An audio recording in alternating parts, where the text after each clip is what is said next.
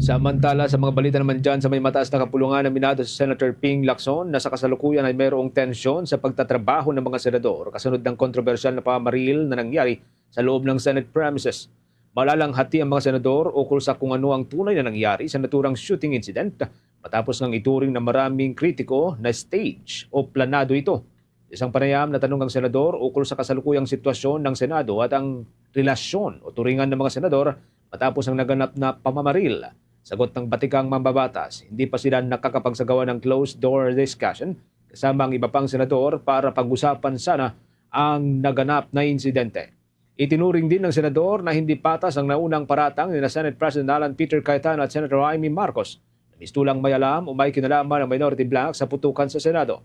Aminadong senador na mayroong lamat sa working atmosphere at yan po'y sa mataas na kapulungan, ngunit umaasang mapag-uusapan din ito ng mga mambabatas. Sa huli, mas makabubuti niya na ipaubayan na lamang sa Philippine National Police at National Bureau of Investigation ang investigasyon sa nangyari at hintayin ang resulta ng kanilang pagsisiyasat.